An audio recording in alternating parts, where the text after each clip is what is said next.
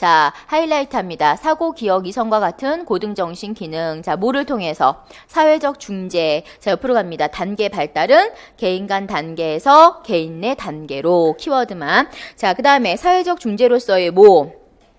비계 설정. 자, 옆으로 갑니다. 성인의 중요한 역할. 자, 옆으로 갑니다. 과제에 대한 유아의 수행 능력에 따라 도움을 조절. 그래서 궁극적으로는 도움의 질에 변화를 초래한다. 자, 그 다음 밑으로 가요. 사회적 중재 하이라이트. 옆으로 가요. 사회 혹은 성인에 의존하여 어떻게 하다가 타인 조절 맞죠? 자, 그러다 점차 어떻게 돼요?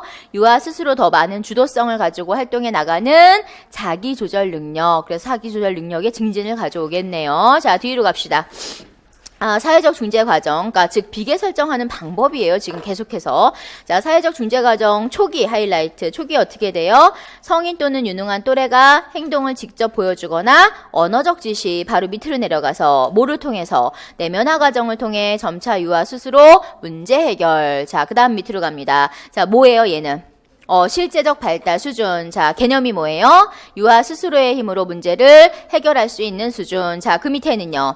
잠재적 발달 수준. 얘는 개념이 뭐예요? 성인이나 유능한 또래로부터 도움을 받아 문제를 해결할 수 있는 수준. 자, 이제 그 다음 내용 보죠. 잠깐.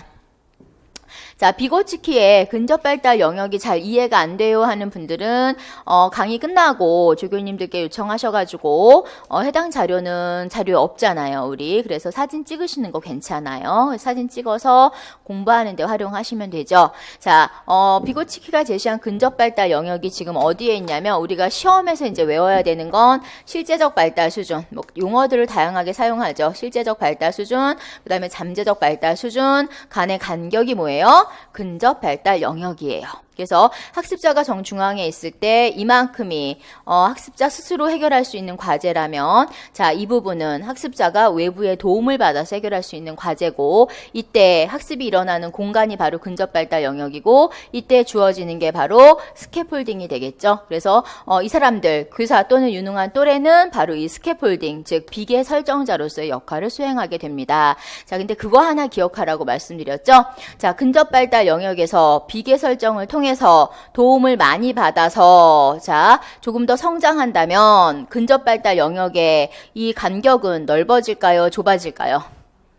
넓어진다. 그걸 좀 이해하라고 말씀을 드렸어요. 그래서 해당되는 그림 지워서 조교님들께서는 판서를 좀 지워서 사진을 찍으실 수 있도록 도와드리세요. 맨 앞장면, 맨 앞에 발달 이론 두 가지 있었죠. 두 장. 그 다음에 요 장면, 그 다음에 이제 뒷부분에 정보 처리 이론, 그 다음에 각인 이론, 그 다음에 애착 이론, 마지막으로 생애 이론 이러한 것들 사진 찍어서 공부를 하시고요. 자, 해당되는 자료는 EBS 강의로 나가는 자료들이에요. 그래서 외부 유포는 안 되고요. 본인 공부하시는데 친구 공부하시는데 이렇게는 활용하실 수가 있어요. 자, 이제 봅시다 또. 자, 그 다음에 이제 연결해서, 자, 하이라이트 합니다. 자, 지문에 나온 건 또 나온다고 말씀드렸습니다. 자, 하이라이트. 문화마다 유아의 사고와 행동 발달이 다양하게 나타남을 인식. 그래서 뭐의 중요성과 특수성을 강조한다? 사회문화적 맥락. 빈칸 넣으면 쓰셔야 되니까 읽으세요. 자, 인간의 발달은 사회문화적 맥락 속에서 이루어지죠. 네. 자, 그 다음 밑으로 내려가요. 자, 12번이 뭐예요? 비계 설정. 그렇죠. 사회적 중재. 비계 설정이 뭐라고요? 사회적 중재라고요. 사회적 상호작용이라고요. 됐습니까? 네. 자, 옆으로 가요. 문제를 해결할 수 있도록 적절한 도움을 제공하는 것. 됐습니까? 자, 그 다음 밑으로 내려가요. 자, 어려운 과제일수록 뭐를 더 많이 한다? 혼잣말, 자기중심적 언어를이 아니니까 혼잣말이겠네. 그죠? 혼잣말을 더 많이 하는데 손 떼고 이유가 뭐래요? 문제 해결 과정에서 자신의 행동과 사고를 뭐 하는 기능이 있는 거야? 얘가 지금 자기 통제 기능이 있는 거죠. 그래서 통제를 하는데 뭐가 중요하다? 언어가 중요하다. 그래서 빨간색 동그라미를 추가를 좀 해놓으세요. 자, 혼잣말도 중요하지만 그 뒤에 뭐를 한다? 통제. 그래서 통제하는 기능을 가지고 있고 자기 통제 기능 이때 뭐가 중요하다? 인지가 아니고 언어가 중요하다. 그래서 통제 동그라미, 언어 동그라미 해놓으세요. 그래서 추가로 또 나온다면 나머지의 빈칸을 낼 수 있죠.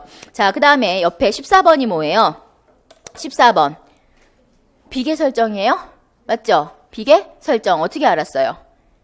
자, 그렇죠. 첫 번째, 먼저. 자, 비계설정의 그 상호작용이 달라지고 있어요. 먼저, 바로 밑에 직접적이고 구체적인 도움을 줬다. 자, 그 다음 밑에 승미의 행동이 나아짐에 따라 건너뛰어서 어떻게 도와줘요?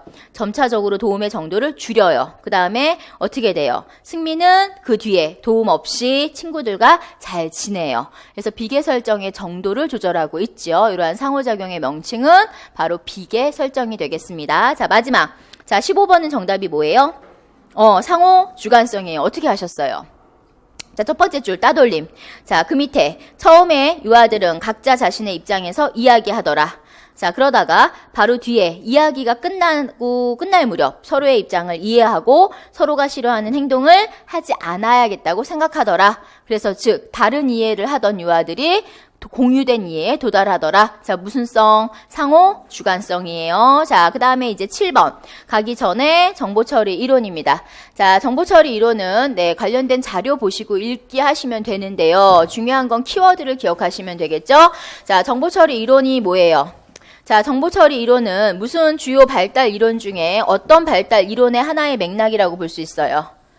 인지발달 이론이죠. 네, 인지발달 이론의 하나의 발전된 형태라고 볼 수 있어요. 발전된 혹은 다른 방향이라고 볼 수 있는데, 자, 인간의 뇌에 대한 연구는 같아요. 공통적으로 뇌에 관심이 있으나, 이들이 관심이 있는 건 바로, 컴퓨터의 정보 처리 과정과 인간의 뇌를 비교했다는 차이점이 있는 거죠. 그래서 이론의 핵심이 바로 인간의 뇌와 컴퓨터의 정보 처리 과정을 비교했다. 근데 과거 같으면 문제에 나와요. 그런데 지금은 컴퓨터가 일반화됐잖아요. 그러니까 초창기 교육학 문제는 나왔었는데 지금은 잘 안 내요. 왜냐하면 컴퓨터가 일반화되어 있었으니까. 그러니까 상당히 센세이션한 이론이잖아요. 컴퓨터가 발달하기 초기에 나왔던 이론이라면, 그쵸? 네.